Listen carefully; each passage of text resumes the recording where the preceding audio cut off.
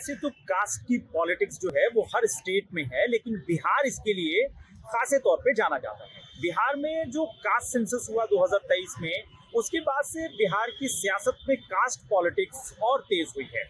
और इस बार के चुनाव में वो जो पॉलिटिक्स है वो बहुत दिखी हम लोगों को। ना सिर्फ वो घोषणाओं में दिखी, बल्कि कास्ट के जो मतलब अलग अलग जो कास्ट के लीडर हैं, वो नए लीडर भी इस बार सामने आए और उन्होंने दावा किया कि वो इस कास्ट का रिप्रेजेंटेशन करते हैं और उनकी संख्या इतनी बड़ी है। देखिए, ये जो कास्ट की पॉलिटिक्स है, इसका मास्टर नीतीश कुमार को माना जाता है।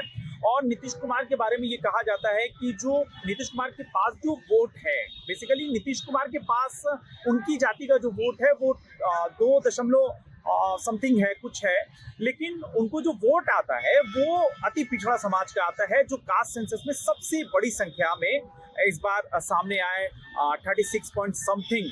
तो वो जो अति पिछड़ा समाज है वो नीतीश कुमार का वोटर हुआ। उसका एक अलग इतिहास है कि वो वोटर एक जमाने में लालू प्रसाद यादव के साथ हुआ करता था, फिर नीतीश कुमार के साथ आया।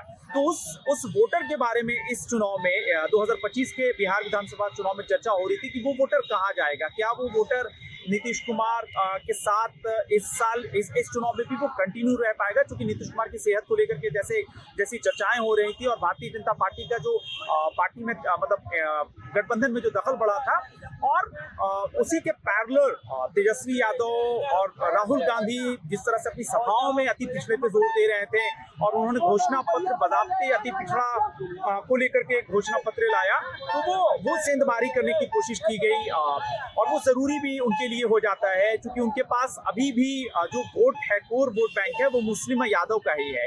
और इस वोट के बूते वो कई साल से मतलब जो है सत्ता से बेदखल है। तो उनकी कोशिश है कि वो वोटर अति पिछड़े समाज से कुछ वोटर को लाया जा सके। यही बड़ी वजह थी कि सहनी को लगातार जिनकी क्रेडिबिलिटी पे खूब सवाल उठा, सहनी को अपने साथ बनाए रखा, और आखिर में उनको अपने डिप्टी सीएम के कैंडिडेट के तौर पे जो वो मांग कर रहे थे वो डिक्लेयर कराया गया। सहनी ये दावा करते हैं कि जो उनकी उपजातियां हैं, कई उपजातियां हैं, और उसकी संख्या जो है वो 10 से 12% है। तो वो वोट अगर मान लिया 1-2%, 3% वो वोट सहनी की वजह से ट्रांसफर हो जाता है इस गठबंधन को, इंडिया गठबंधन को, तो खेल जो है मतलब बन सकता है उनका, और नीतीश कुमार का बिगड़ सकता है। ऐसा ये सारे विश्लेषण है। चूंकि पिछले चुनाव में जो दोनों को वोट मिला था वो 37 दशमलव कुछ इंडिया को भी था, और 37 दशमलव कुछ जो है महागठबंधन को था, और सीटों का फर्क जो है वो 12 से 15 सीट था। तो बहुत नेक टू नेक लड़ाई थी वोटिंग परसेंटेज के लिहाज से भी। तो अगर 1-2% भी वोट इधर उधर जाता है तो बड़ा दिलचस्प हो जाएगा चुनाव इस बार का जो परिणाम है।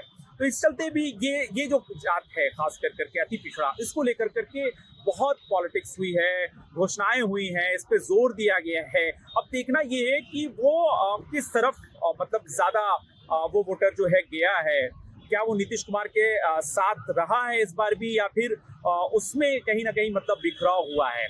तो ये सारी चीजें जो है वो परिणाम में काफी हद तक साफ हो जाएगी।